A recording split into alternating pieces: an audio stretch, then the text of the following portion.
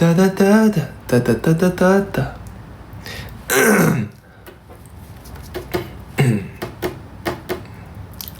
来个 rapper， 边唱边手术舞。最近很火哦，想听你唱最近很火的。当我卸下睫毛膏。哎呀，最近哎呀，最近抖音非常的 emo。最近抖音非常的 emo。手术舞还有库存吗？没了，没看到啥简单的手术舞了，有些有点太简单了。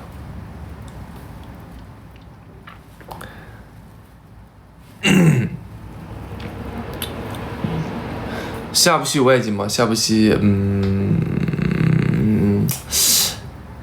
下部戏，你只说我这部戏，马上这部戏对吧？我觉得马上这部戏，好像全是没什么日外吧，没什么外景，都是办公室里的戏。拍个转场。现在搜简单手术，直接就跳到我主页了。行，那就咱就接着简单手术舞。枪火。褪黑素，陶喆的歌，吴青峰。小王哥哥，能不能给我和我的朋友一个必须要见你的？哇，必须！你不开心的时候就来见我吧，好吗？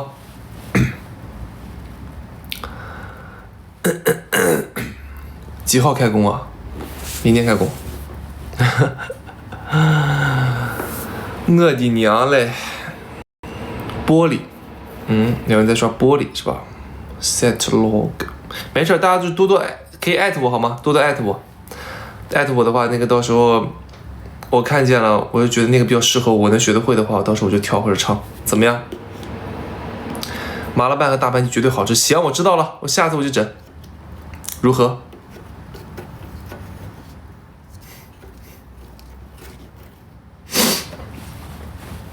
谢谢小狗兔，我和你，山西陈醋啊！哎，你还真别说，哎，你这一说的，咱山西陈醋，我刚刚不是吃饭吗？刚吃饭我发现每一个菜都是酸的，什么西红柿炒蛋，什么这个什么糖醋的这个炸肉丸吧，还是什么，都是酸的。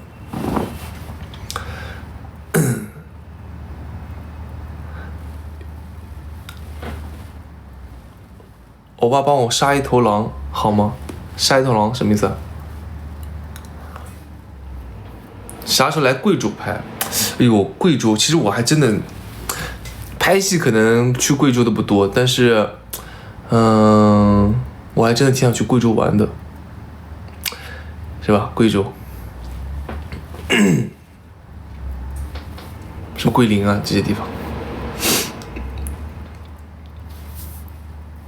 来广州食肠粉，广州我觉得也比较适合我，和我的口味比较相近。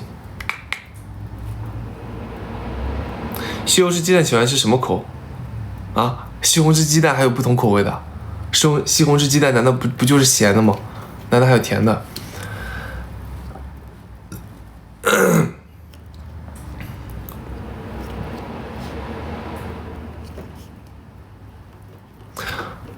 微币翻牌多翻一点后排好不好？好的。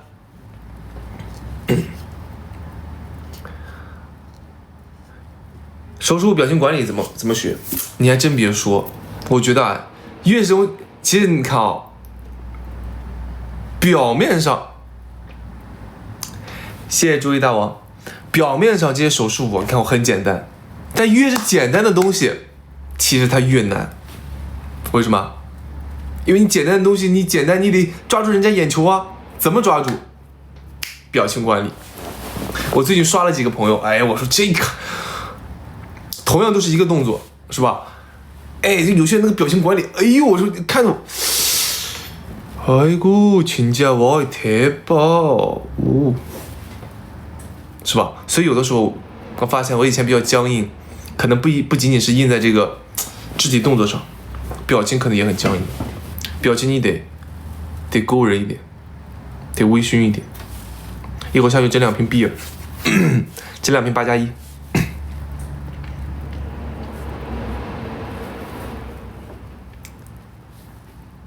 哦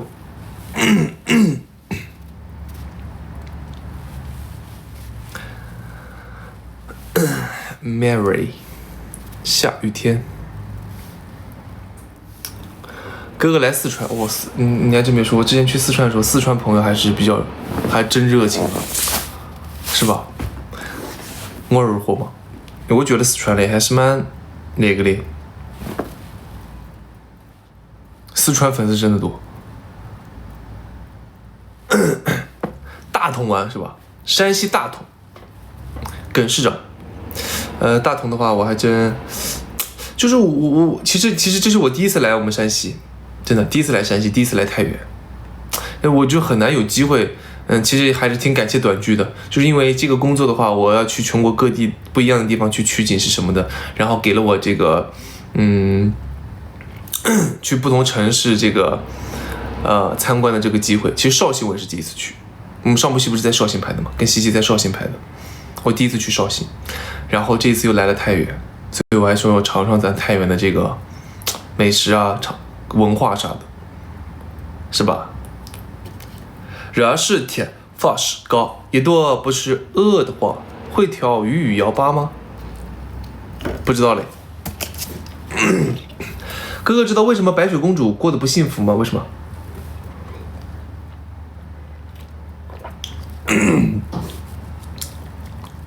公费旅游的机会，对呀。哎呀，你还真别说，咱以后比如咱接个戏是吧？接个戏拍完之后，咱休息个2天3天的，搁当地是吧？我给大家直播，然后就说，哎，咱今天是吧？我就看让大家推荐我去哪玩，是吧？去你们说去那个什么，什么比如说什么太原市动物园，好，就带着大家去太原市动物园玩，对吧？有没有道理？但是吧，现在这个。我这工作这啥也那个什么，也比较紧张。我稍微有点时间，基本上我昨天才刚刚杀青，昨天晚上刚刚杀青，今天已经在，已经远赴1000多公里的这个山西了。吃糖醋丸子，我吃了糖醋丸子，我刚刚就点了糖醋丸子呢，它分开装的。这部拍多长时间？8天，正式拍摄好像是8天。这次会和这个几位老师合作，因为这一次我们其实是一个群像的一个情景喜剧对吧？刚好，因为现在我说实话，我呢，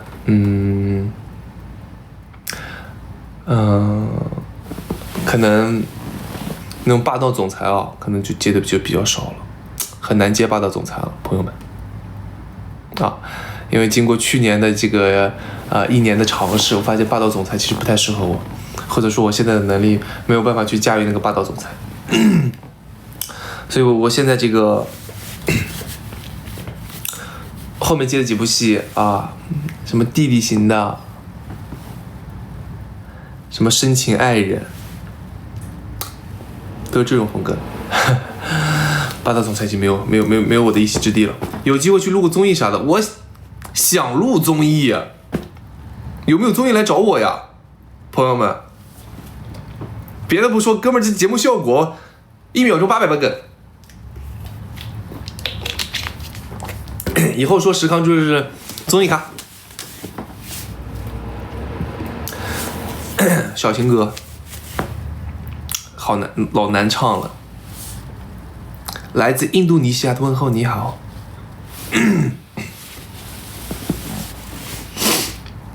演姐弟类的吗？其实我们刚刚结束这部剧，就是跟西西拍的那部剧就是姐弟。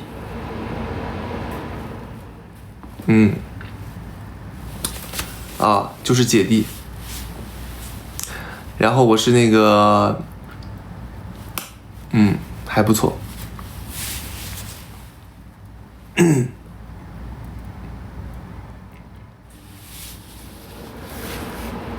这部戏跟谁拍？哎呦，这部戏就多了，因为这部戏是一个情景喜剧，然后呢，它有一点群像啊，有五个啊，你比如说孙越老师，孙越领进门，哈哈，爱上所有人啊，还有我们张楚玄老师，对吧？哎，好几个。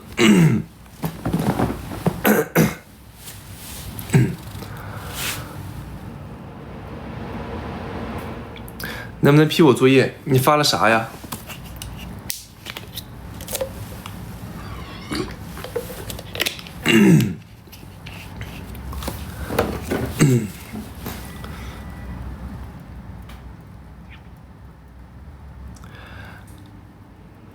好，我们祝我们直播间所有的朋友们生日快乐，也祝愿你们毕业快乐，也祝愿你们这个考试顺利，好吗？如果说明天就要考试的话，我建议你们看5分钟就去赶紧复习去吧，怎么样？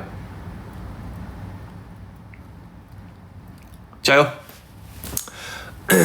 山西长治的通天峡非常美。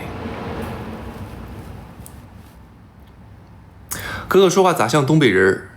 没有吧，我说话也没口音啊，都是前辈学习去了。你还真是，哎我，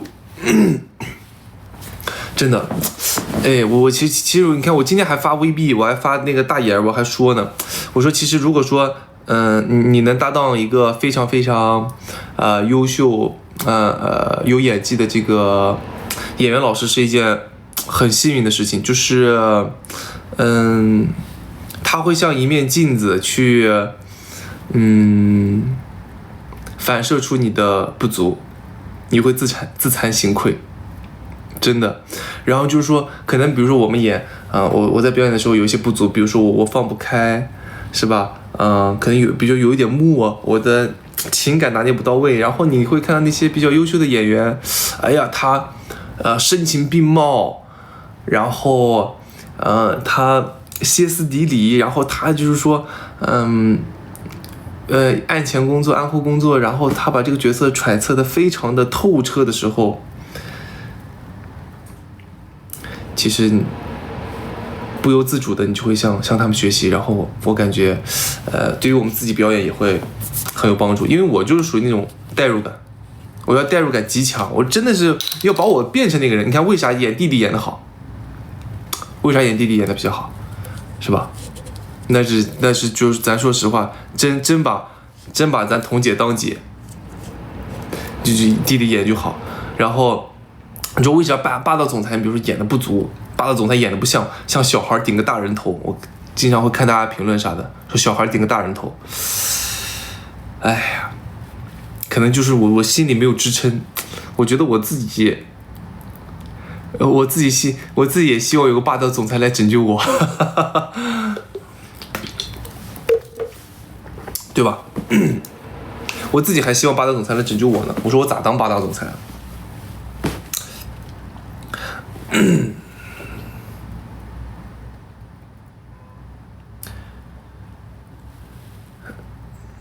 配的是不是地毯？对，配的是地毯。跟文静的戏什么时候播是吧？我跟文静有两部戏，一部叫做春山轩，还有一部是那个不如双镜。然后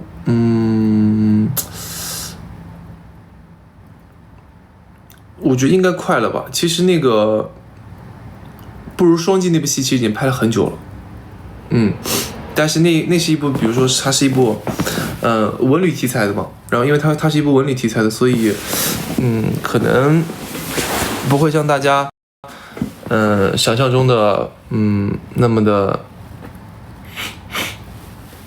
可能他也在等时机吧，可能等待一个等待一个可能当地，因为我们是旅游宣传嘛，可能跟当地的一个旅游政策有相关吧。然后还有一部是春山轩，是夏帆导演拍的，然后那部剧我也非常非常喜欢，然后那部剧的话其实也是姐弟，姐弟，然后也是跟文件拍的嘛，那部剧的话我估计也快了吧，7月份，我觉得7月份应该就要上了吧，我也上点戏吧，朋友们，对不对？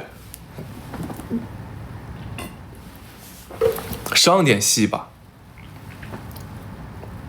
石康也挺难的，就像去年我啥时候我记得我发了一个 WB 吧，我当时还说呢，进圈半年了，归来仍是素人，啥作品都没有。我说我也苦苦搁这拍，但是吧就是不上剧，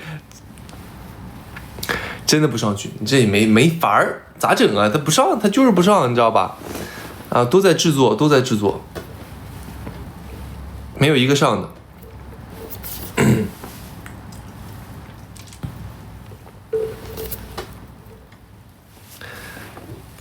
但是，我感觉我发现了我的这个轨迹就是什么？就是我一直在拍，包括去年也是。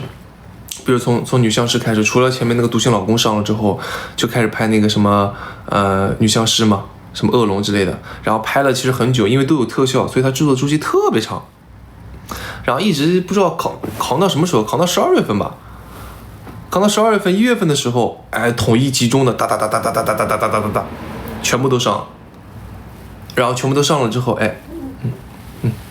说什么迟来春日啊，什么爱我万岁啊，然后就是说热度有个小小的提升啊，然后这提升的这个热度呢，也在这年后的半年里面持续的衰退，是吧？不过还好余温还在，差点要消失在大家面前了。后期播发，对，我们后期播发，好吧。高考考了503，加油！高考成绩出了吗？分数线出了吗？因为白雪公主身边小人多。行。哦，你在唱什么？今天成长日记是吧？看到了，谢谢啊，谢谢，我真的看到了，我觉得还是很用心的，谢谢你。来河南，我以前就经常去河南，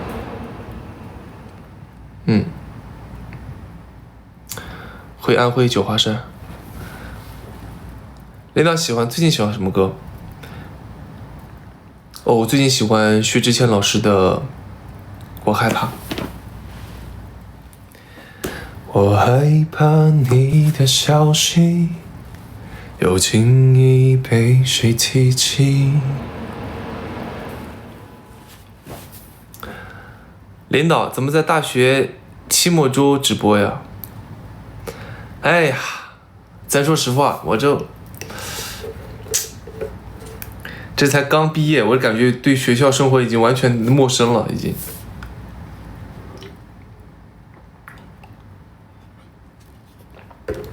我是 F 人。也害怕你的消息，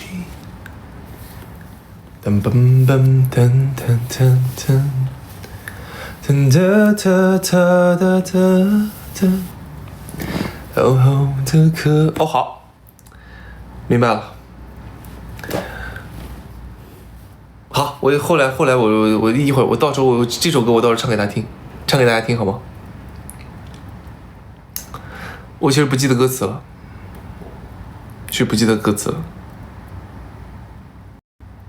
因为研究生没有期末周。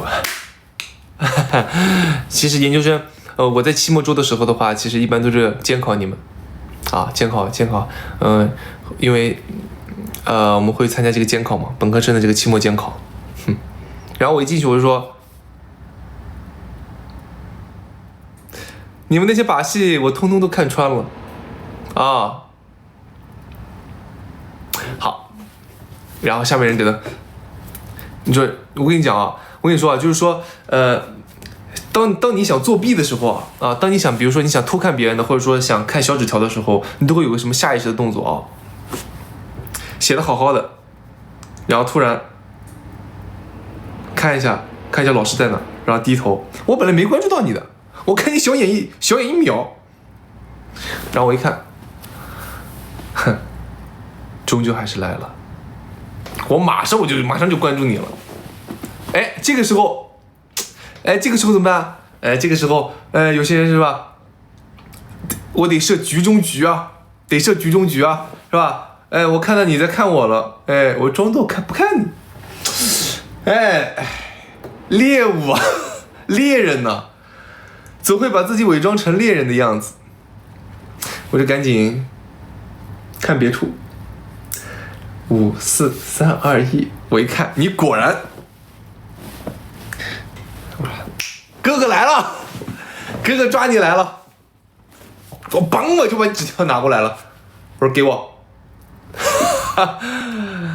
不好意思啊，小老弟们啊，因为哥哥淋过雨，所以打算把你们的伞也掀翻。哎呀，你不知道，你太有意思了，你不知道跟你们跟那些学弟学妹们斗智斗勇，你不知道多有意思。搁上面就看，我也在上面我也看的，我看哪些人，我给我吧，手机吧，拿过来。啊，老师没有啊，没有，我没玩手机啊，我真没有，你看我真没有。我要走，跟我进听话岛，快！你这演技比我好，演的比我好，来。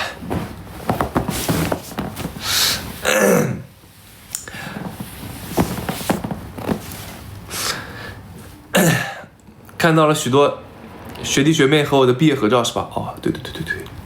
我以为，我说实话，因为我当时是悄摸回去的，因为其实我当时还在组里呢，当时还在组里，刚好有一天那个场景没有我，然后我当天晚上凌晨到的武汉，然后弄完之后当天就回横店拍戏了，估计大家都不知道。我寻思我说谁能认识咱啊？我说咱也就小圈子里是吧，短剧圈，短剧女频圈是吧？可能说你要是看女频短剧，可能说听过我名字。我说我回学校，你说那回学校得108个圈子。我说谁认识你？还是有一点点的啊。有些学弟学妹们还是认识我。那说哥能拍个照片吗？我说嗨，我说那你整那来呗，那拍呗，是不是？也感谢大家认可。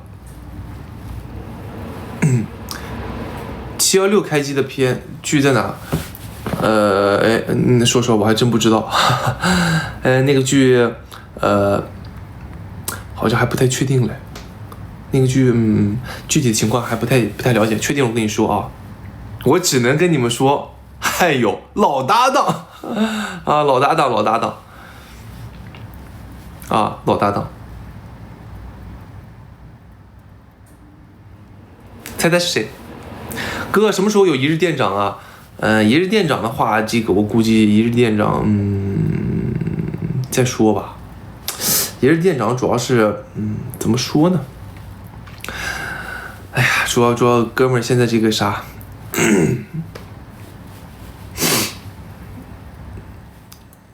哥，老哥现在这个不那啥啊，先拍戏吧。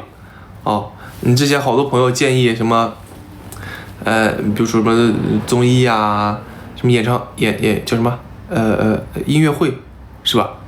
包括一些什么东西，后面一定会尝试，我觉得我一定会尝试，而且有些东西我觉得我也比较感兴趣，包括音乐啊，包括比如综艺啊，是吧？搞笑啊这种，我其实自己也很有兴趣的，但是目前当务之急的话，可能先把剧拍好吧，虽然咱样样通样样松，但是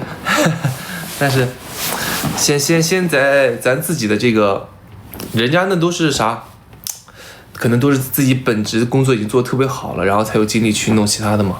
我现在本职工作我觉得还不够好，怎么地红过粉丝，你先破个，等到100万再说吧，是不是？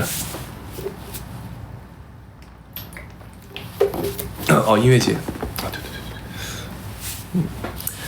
噔噔噔噔噔噔噔噔噔的可以原谅我。现在是75，现在75万，但是不上剧啊，等到时候上剧了，希望它能涨一点点。哦，还有，哎呦，这抖音太难弄了，咋整啊？这抖音实在是太难涨粉了，我每天涨几百掉几百，涨几百掉几百，怎么办？有没有大神给我出点招啊？我应该这抖音我应该干啥呀？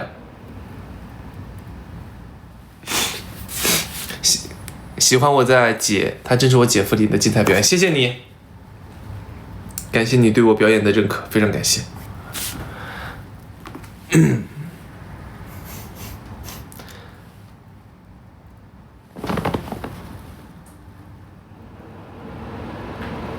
噔噔噔，哒哒哒哒哒哒，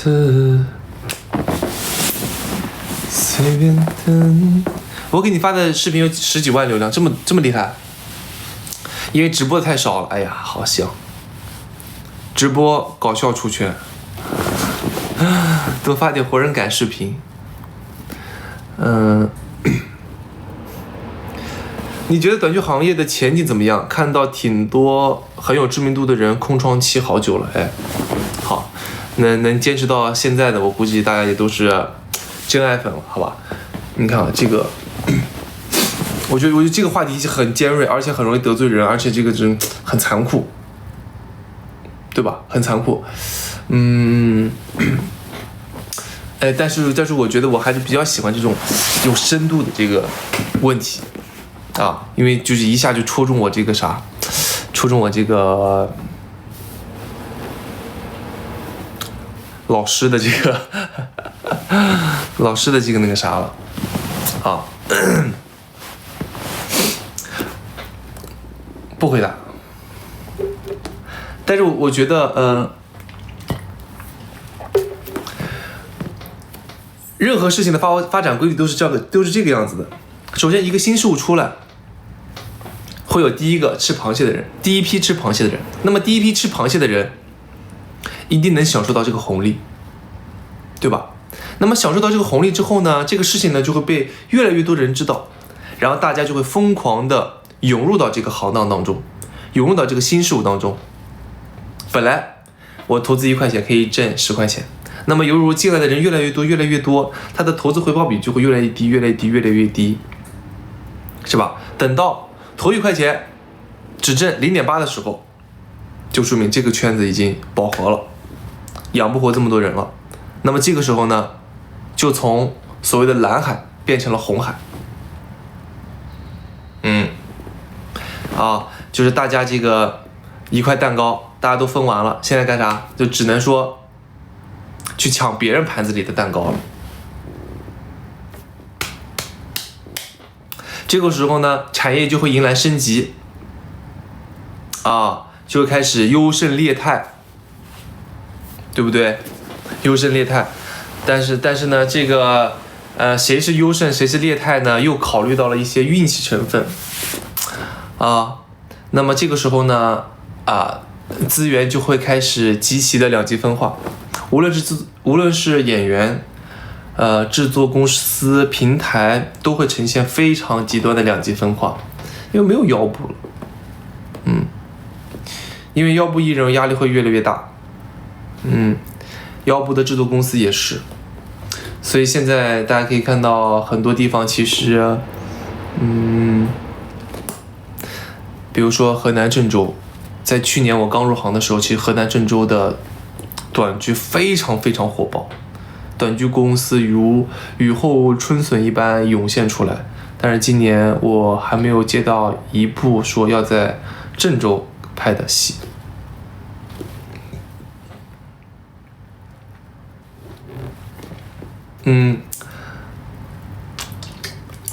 这个圈子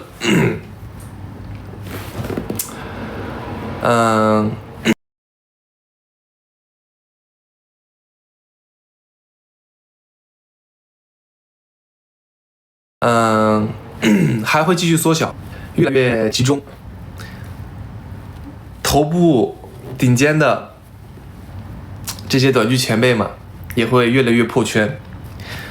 不仅仅在短剧圈，他会突破到任何其他的圈子里，因为把无论是歌手、演员、艺人，或是任何，只要是你，包括博主啊，包括什么东西的，只要是你在网络上去展示自己的，你在流媒体上去展现自己的，最后量化出来都是什么？一个字，流量。只要你流量高，你相应的东西就自然而然就都出来了。但是你流量低，就慢慢就没有人认识你了。所以啊，朋友们，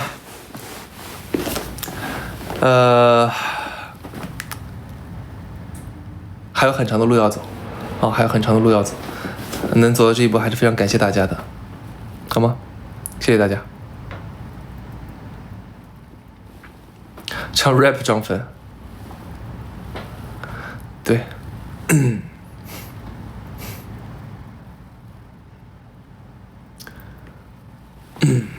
推荐横店好吃的，横店有好吃的吗？横店有好吃的，但是我还真不知道。我在横店如同一个，我在横店如同啥也不知道，真的。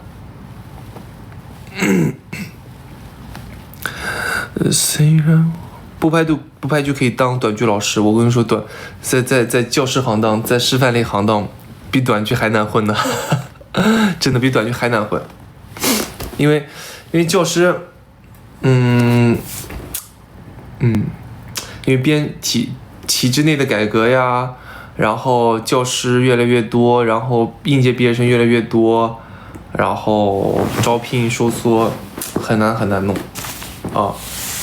那么其实我之所以走出来，之所以走出来去。比如说去来到了这个行当，其实有一部分原因也是因为自己原来的那个行当其实给了自己一定的压力。如果我自己的行当如火如荼，是吧？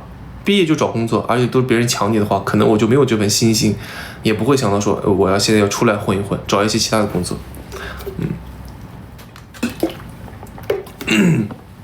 所以有句话这样子的，其实大家会说，哎，我现在生活好难，或者说我现在的这个，很迷茫，很怎么样，对吧？但有句话就说，塞翁失马，焉知非福嘛，对吧？那可能还正是因为我原来的那个行当可能不够景气，是吧？不够景气，或者说已经红利不在了，所以才会倒逼我出来去尝试一些其他工作。那谁知道，是吧？那可能我说实话。咱这瓶水，这瓶水现在在我这儿，可能我觉得它就值2块钱，对吧？就是值2块钱，甚至这是酒店免费供应的，它甚至都不需要我花钱。但是这个水，此处不留爷，自有留爷处。到了沙漠里面，这个水可就是无价之宝了。还正因为我在我这儿，他可能觉得它不重要，所以才倒逼他去其他地方，结果发光发热。所以大家不用焦虑哦，不用焦虑，是剃尖儿。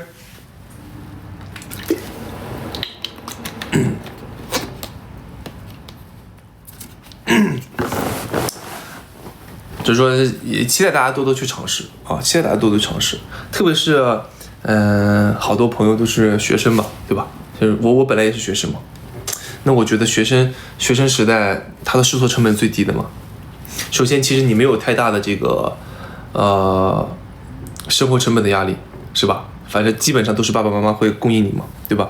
然后你除了学习之外，其实你有大把的空余时间去试错，然后我觉得去体验是一个很好的事情，无论是比如说去体验一份工作，去大胆和别人沟通交流，去旅游，去看一场演唱会，去尝试一个自己完全没有尝试的运动，去干什么，我觉得都很好。而且就算没成功，就算失败了，我又能失去啥呢？失去一点时间呗。反正咱搁大学，咱也是吧？你听课听的也少，是不是？既然在学校里面生产不出来什么价值，那咱就出来生产，是不是？等真正到工作了，哎呀，那可就真成牛马了。我弟高一在想，搁这上课呢，我这还真不是上课啊。我所有的这个，就是我最近会刷到一些抖音啊。他说，对，我觉得最近刷到一些抖音，他说的很对。他就是说，教育就像一颗子弹，啪，10年前的那颗子弹，10年后刚好命中我的眉心。就是我当时也很不理解老师为什么要说，比如说啊，时间很快的，或者说你要好好学习，或者怎么样，我甚至会觉得厌烦。要你说，我现在就想出去买一包辣条吃，买一条卫龙往嘴巴里死塞，是吧？我现在就想睡觉，我就不想听课啊。但是后来，随着社会的这个经历，慢慢越来越多之后，突然有种醍醐灌顶的感觉。那如果大学满课呢？大学满课好好学习啊！那说明你们学校很好啊。同样的学费，人家的一个星期上5节课，你一个星期上25节课，你这多好呀！石康是不是听播客？对，会听播客，因为我经常会躺着，因为比较累嘛，躺着闭目养神的时候就会听一些东西，播客呀、广播啊之类的。你后期会在横店吗？后期？什么后期？目前我想想，好像没有去在横店吧。我在横店一般都是古装，拍古装的话可能会去横店，其他的话好像去横店我觉得不是很多。29鸡公煲好吃，我吃了，我吃了。期末周好痛苦。来参加男生女生向前冲！他有个艺人专场，就前段时间那个，他们去的那个艺人专场，还特意问了，明年，1年就一次，还会来青岛吗？有可能吧，我觉得。我看了你那么多短剧，要不是看了你主页作品，都不知道你是谁，那说明我的作品比我的本人更加深入人心。谢谢你的观看，谢谢。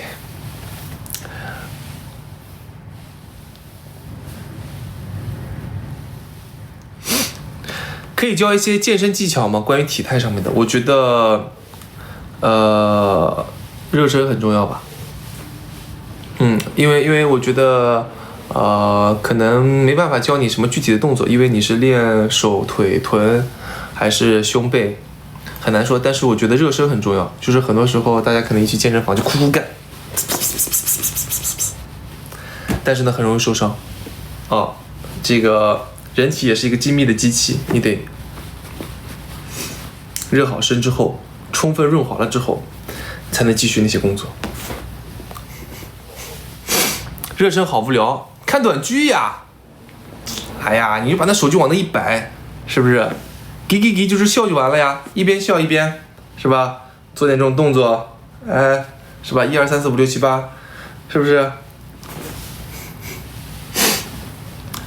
领导，你批直播切片吗？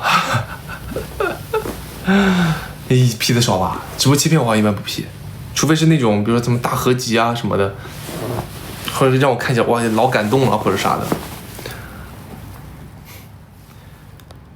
你看这刚才这个有个朋友，我看一下，在哪？搞错了。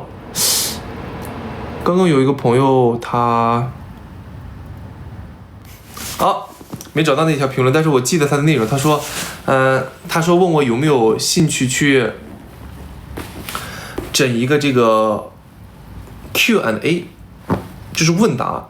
我觉得这个还真有真心。有道理，记得啊！这个事我得记着。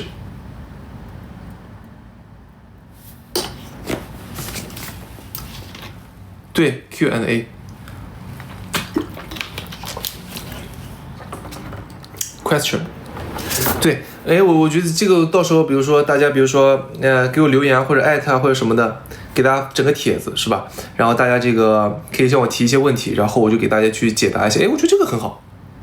是吧？很符合我这个本来的身份，然后还可以给大家看一下我日常的这个生活。无极本部怎么样？我觉得无极本部很好呀。哥，你来到了最爱睡午觉的省份，那我拍戏会有午觉吗？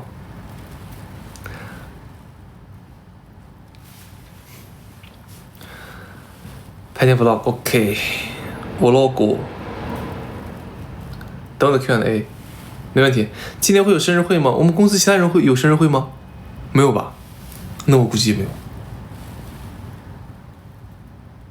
不过有机会的话会和大家见面的，好吗？吃完饭到点就要睡过去了。哎，咱山西人是真的，是不是会必须要睡午觉吗？就真的会睡午觉，不睡午觉哇，就是传统，睡午觉就是个传统，是吗？哎呀，谢谢咱诺然剧场啊！我们刚刚和那个我们西西杀青的啊，我们的这个暗暗有意，好，现在已经在 Red 果上可以预约了，然后大家可以去预约一下，好吗？哎呦，好，谢谢咱诺然剧场，谢谢咱暗暗有意剧组，啊，好吧，大家去那个多多帮我那个啥预约，好吗？好不容易大家能一起合作一下，拍点 vlog 可以 set log 什么意思啊？哥哥，我想去线下见你。谢谢小红帽，谢谢。春山轩真的很好喝，行，那等春山轩出来了，你也多多支持，行吗？多聊聊安安有意吧，路透很少，不应该吧？安安有意路透少吗？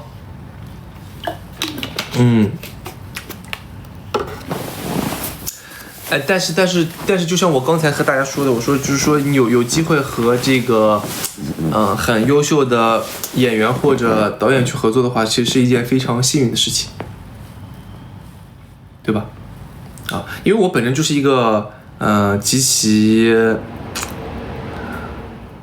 需要融入的体验派，所以不管我到哪一个剧组，我都会试图跟女主或者跟我对戏的演员去把关系弄好，不然的话我就会很尴尬，真的会很尴尬。机车神图，哎呀，机车神图，你说话怎么这么班主任？我要是没在短剧圈的话，可能真的去当班主任了。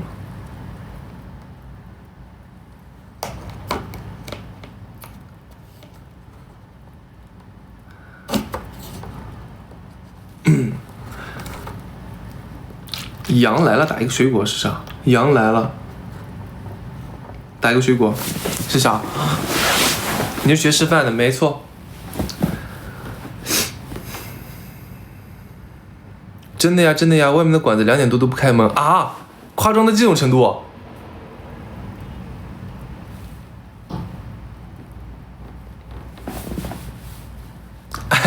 我说，咱这个组，假如说你2点钟突然睡觉了嘛，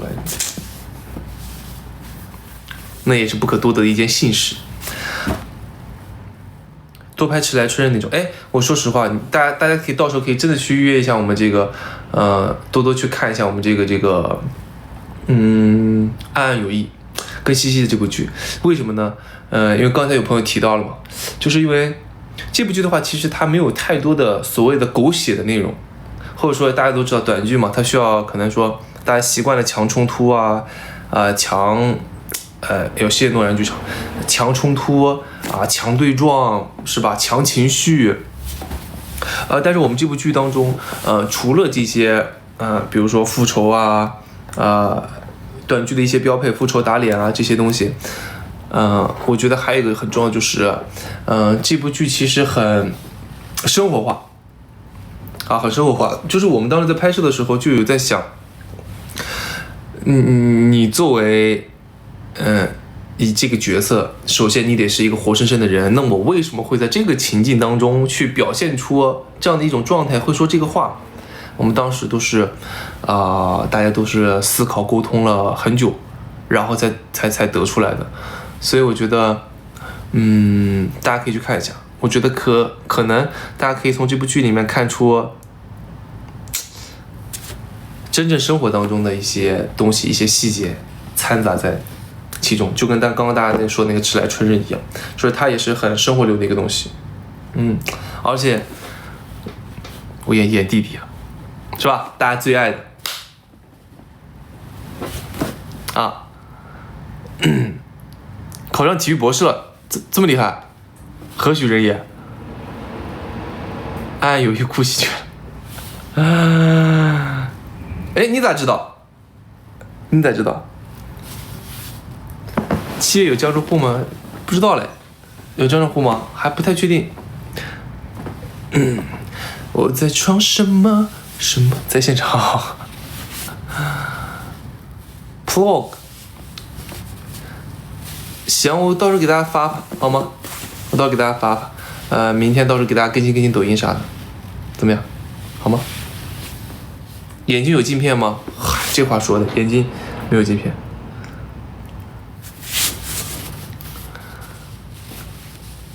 set log， 我到时候搜一下 set log， 我还真不知道。装在也很好看是吧？那必须的。对不起，我离开你了，因为我饿了。邪恶泡面不是我吧 ？Hello， 我是越南人。你好，我是蒙古人。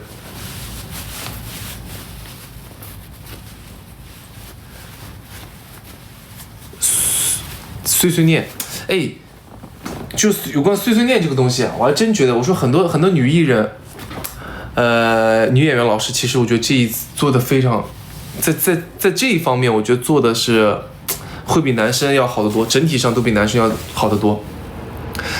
其实因为别人我就不说了，好吧，咱就说自己公司的，因为自己公司的大家都是比较好的朋友嘛。你就比如说，像柯怡啊，像这个苏苏啊，哎呦，都是这种我觉得报备感非常非常好，非常非常厚的。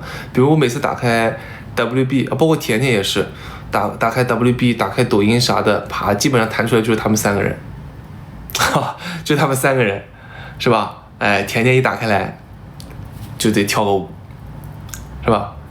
跳个手术舞。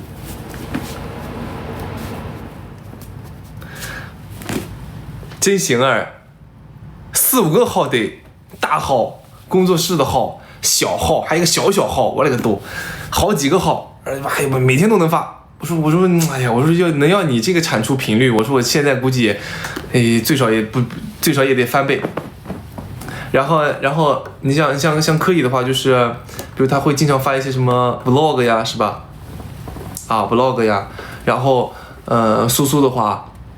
经常会发一些比较有深度的啊，然后自己的一些感悟啊、见解呀，然后一些内心话吧，然后包括那个文晶啊，文晶也会弄这个晶晶的碎碎念，是吧？然后我看这个男生，我看我们家这个男生这除了耍帅就装酷。咋整啊？不行，我得联合咱们公司的这帮小帅哥们，得，咱得那个啥，得改变一下，是不是？做一个细腻的，哎，我觉得这个还真是，可能跟性格呀，或者说跟这个跟性格，或者说跟。就是说男女这种遗传啊、生理，估计也有一些关系。就是我是属于那种，就是我在网络上就是我不爱分享啊。你们谁有我微信吗？没有微信吧？啊，知道你们没有啊。那如果有我微信的朋友，他就知道我从来不发东西，也不说从来吧。极少发东西，啪进去就是一片黑啊。然后但是因为现在你比如说，因为咱们是干这个工作的嘛，对吧？要跟大家去分享一些东西，然后我现在会下意识的去记录一些东西，然后给大家去看，会好一点。但是呢，不是那种就是说还是缺少那种对于生活的细腻，但可能我的那些观察什么的，最后都会画在脑海当中。如果说现实当中，我会跟你聊很多，然后在网上的话，我可能就沉默寡言，是吧？你比如说我现在跟大家说的，你看，本来1600人呢，你现在就是1150个人了，给我都被我说跑500个人了。啊，因为我吧，就是其实我习惯用文字去表达，但是我不太习惯去记录。哎，可能从小就是，也没养成这个习惯。爸爸妈妈也没有说，可能也没有那个条件吧，比如说家里有个相机啊，或者说给你记录啊，就从小就没有这种，要被记录这种习惯啥的。哥线下唠嗑型选手，得不得，经常直播就行了。康子线下不敢说话怎么办？没事，线下不敢说话，你就线上多说一点就好了呀，对吧？那人不可能全知全能嘛，是不是？咱只要有一项就够了。虽然说线下我们是吧，唯唯诺诺啊，不对，线下咱们这个就是说沉默寡言，害羞不敢说话，但是咱那颗细腻的心在线上，咱用细腻的文字去表达自己的情感，我觉得也完全好，完全 OK， 对不对？然后我现在直播的话，基本上都是啥呢？都是这个就是开机或杀青吧，每一部戏杀青会给大家直播一下。上次直播应该是12、3天前了吧？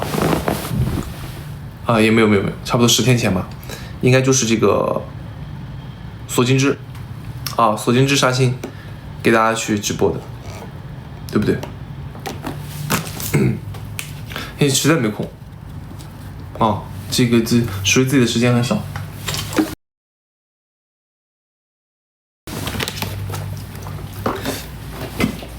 然后平时你比如说我们吃饭啥的时间都很少，就是啥时候有空场，啥时候有空呱呱啃2口就完了。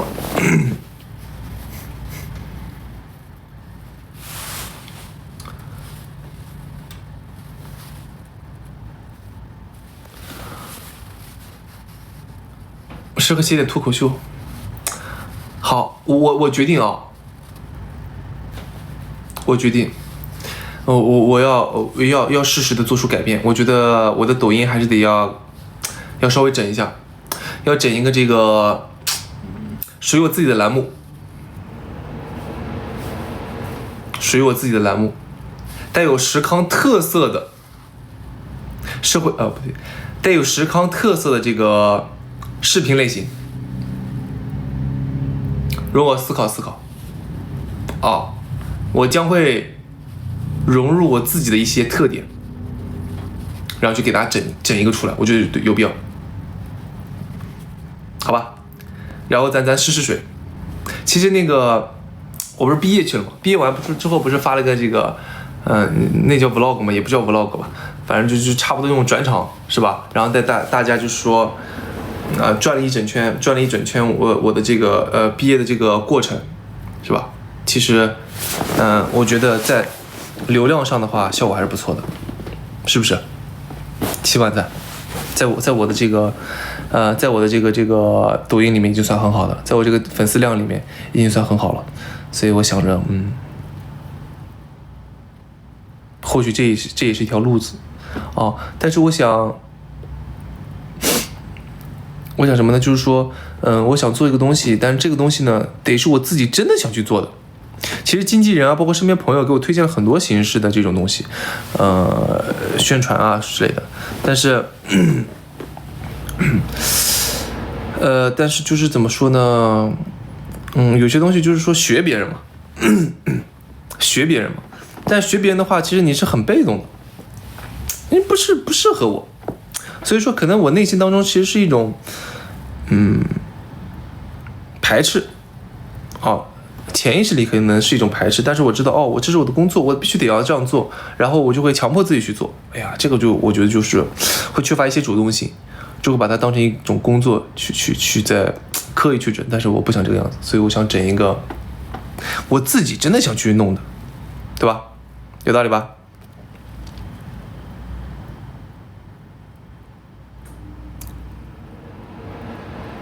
把我安利视频发到了。栏目名老师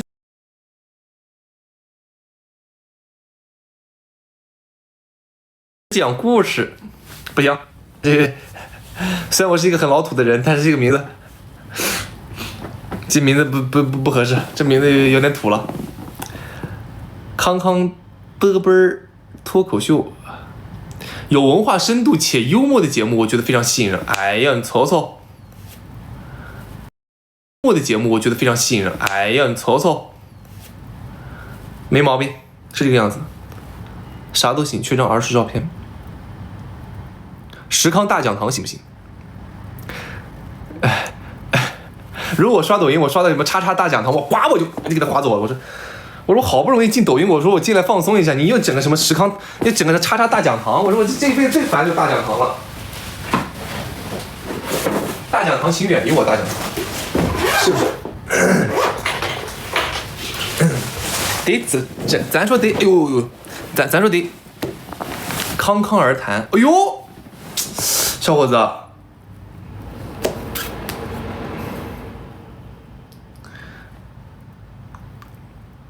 就是整个咱整个俏皮一点的，是吧？哎，有点深度的，有毛病不？深夜食谈，老实，时代在召唤。康康有话说，康说时代，时代运转是，但是他是这个，你这边刚才有个朋友说的这个，我还挺那啥的，侃侃而谈。侃侃而谈嘛，咱就侃侃而谈，是吧？既10万个问题，康康在线，实时在讲。文化工作者一定要有文化，对，而且我觉得就是说，在跟大家的这个沟通和交流当中呢，其实也在提醒我要不断去学习啊，不然的话很容易，我觉得这个圈子就这样，就是你很容易在一个圈子里，就是说，习惯了，你就不会去学习了，因为太享受到这个圈子的红利之后，你觉得自己不需要提升，但是，不提升就很有可能被淘汰。新剧什么时候上？哎呦，这个还真不知道嘞。来，下一期必须睡午觉是吧？行，我哭就睡。最近读了2本书，如何引起石康的注意和如何让石康翻牌，我看看有没有效果。有效果。康言康语，石康手记。石康不打烊，康爆了，康爆了什么玩意儿啊？石康小旭，让我康康你，与世同康。哎，这不是与世同康，怎么感觉是模仿谁了？空空康啷，你的康来了。7月的古装还是现代？7月好像都是现代了吧？现代剧吧？我古装剧接的很少，朋友们，古装剧接的很少，因为我一直觉得我这个古装剧我适合古装剧嘛，或者说，古装剧演的不多啊，所以但凡是我选择的古装剧，一般都还，我说实话，有点东西。看我七遍。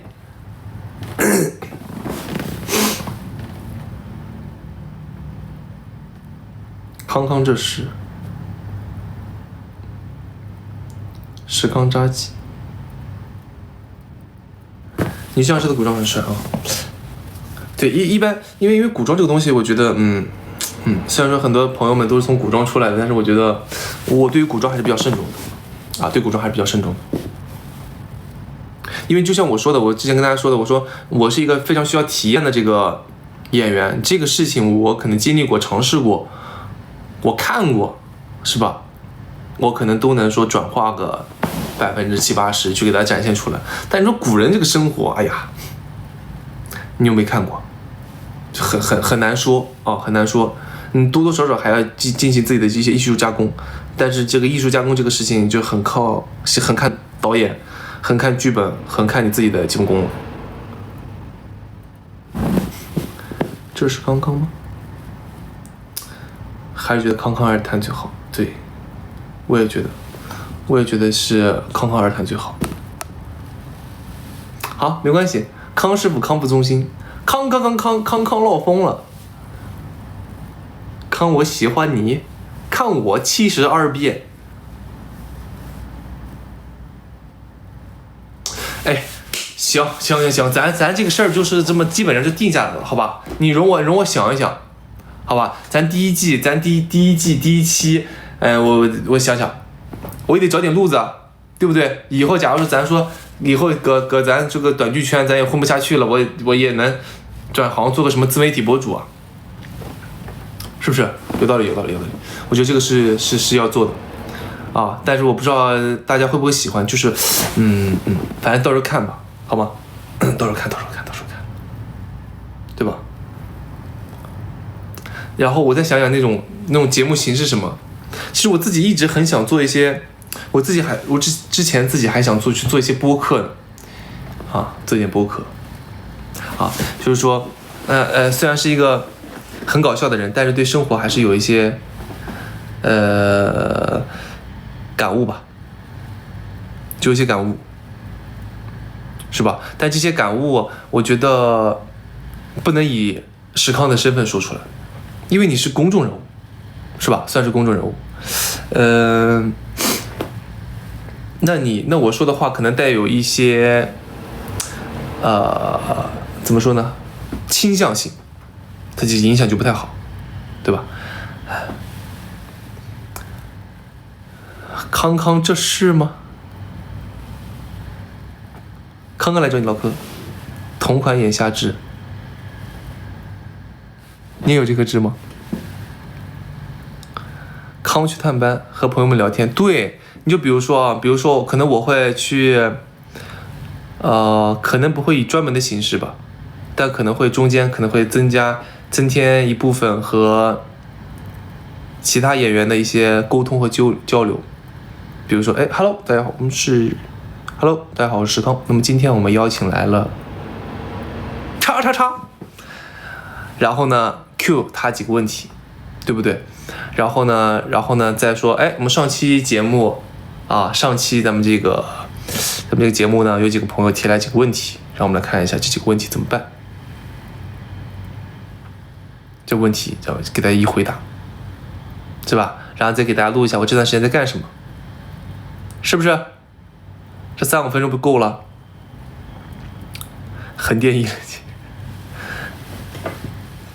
好吧？有道理吧？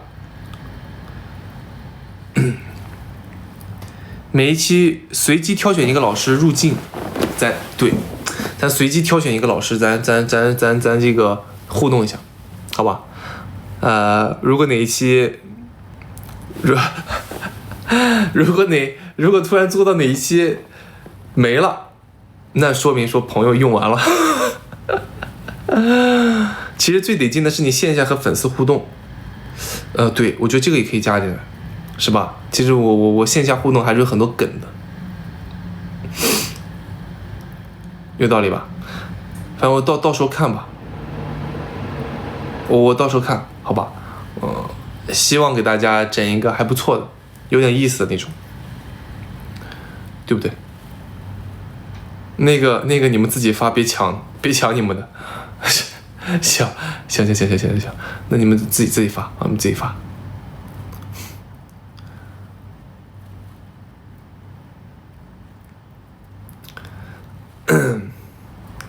邀请你们，你还真别说，你假如说咱说实话，是不是不一定有一期特别节目是吧？就随机邀请一个咱粉丝朋友啪就真邀请了，对不对？想听一听粉丝的心声，对吧？比如说啊，因为每个人的角度不一样，我觉得世界上没有真正的对和错，但是角度不同，对不对？那么有些朋友可能他会把艺人把这个哥哥真的当成这个生命当中不可或缺的一部分，然后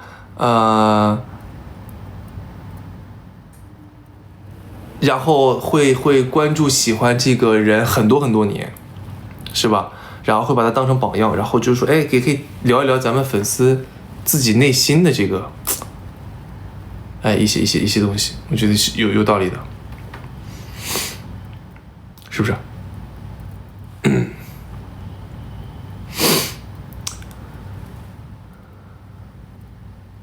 给片酬吗？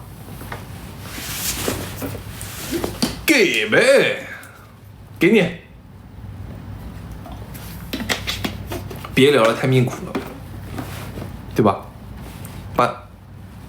别聊了，太命苦。把你的苦拿出来聊一聊，让大家乐呵乐呵嘛，有道理吧？是不是？啊，那我们马上就下播了啊，我们10点钟就下播了，好吧？10点钟下播了啊，提案都给咱干起来了，对，你看，给大家说一说这个事儿，没毛病吧？挺好的啊。打王者我打的少，给我片酬片给 WB 多营业好吗？好的，我可以收到石康的 offer 吗？哎，你还真别说，你还真别说，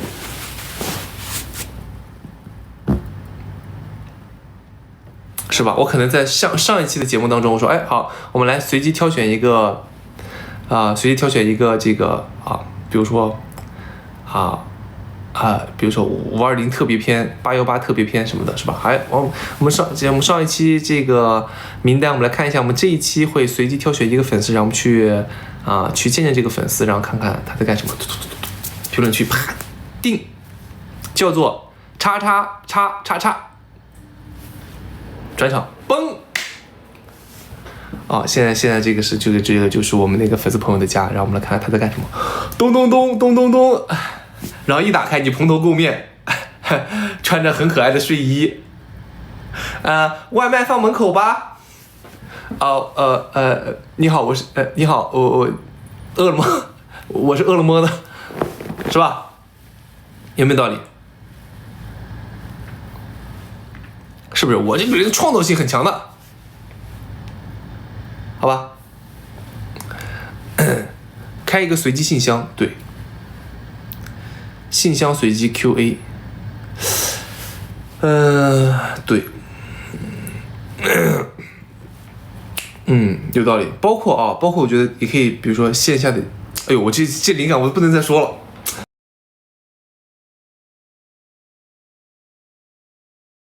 赶紧把石康这灵感，你这编导老师都给我这个，别看直播间里1000人，直播间外面还有1500。这个别看直播间里1000人，直播间外面还有1500个啥的，是不是？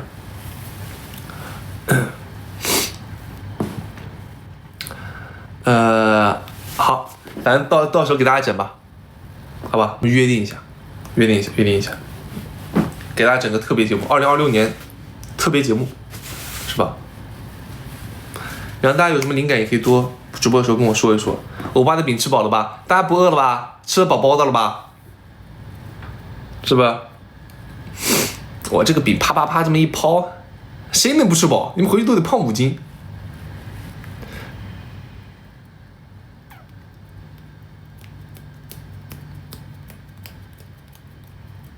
康爆了，巨爆，康爆了，管饱了。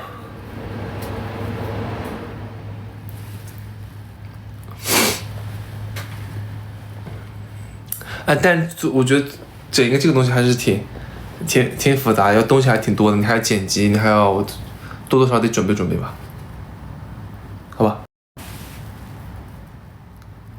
反正到时候具体有什么情况再看吧，不一定哪一天突然就嘣儿，是不是？我突然哪一天我就嘣儿，我就出来一期呢，长达5分钟、7分钟、8分钟的，是吧？我还想说能不能整个这个啥，类似于像纪录片一样的，我很想自己去，比如说去旅游啊，去看看山河大海啊，去干什么？去拍那种类似于像纪录片一样的，能不能提前预告呀？预告好。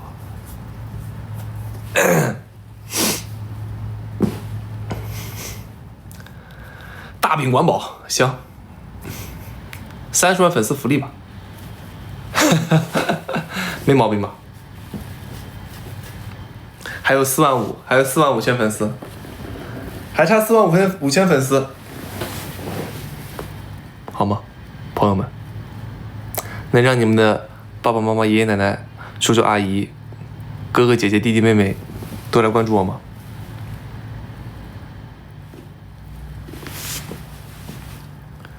让全村人都能关注我。好，那个有没有那种，比如当老师的，或者说在有那种千人群的，是吧？啪，把我直播间就直接分享进去，说来所有人来关注一下。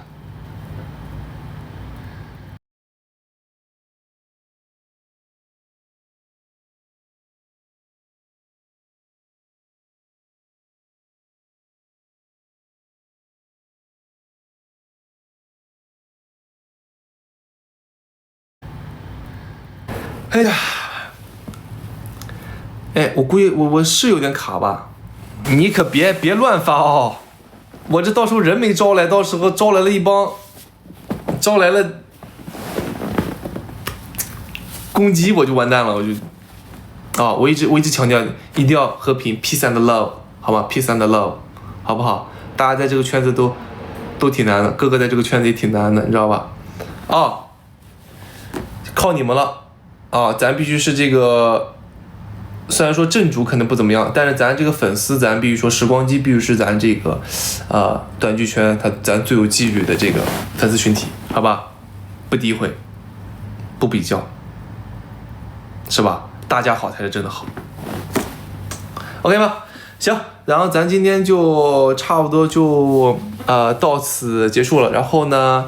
非常感谢大家的支持，然后我点一个名好吗？然后感谢我们的诺然剧场然后大家去我们的这个 Red 果去预约分享我们的新剧和赵西西老师的《暗暗有意》，好吧，已经上约了，然后大家去多预约。然后感谢我们的 Daisy， 感谢我们的周一大王，感谢我们小红帽，哎呦，你们这南京三巨头，然后谢谢我们的小狗兔，然后我们的 Via， 我们的春风，我们的 Alive， 我们的杨，我们的小贝，以及所有给我点赞、给我支持、给我评论的朋友们，谢谢大家的大力支持。然后我们今天的直播呢就到此结束了，然后希望大家能够早点休息。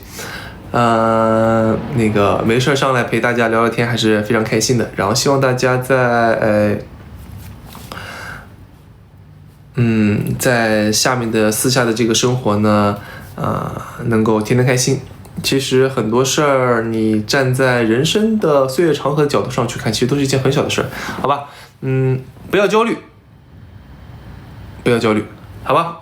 任何事都会解决的，船到桥头自然成，怕什么？是不是？好，然后给大家比几个动作吧。第一个，第二个。第三个 ，OK， 行 ，OK， 咱今天的直播就到此结束了，然后谢谢大家大力支持，我们下次见，拜拜。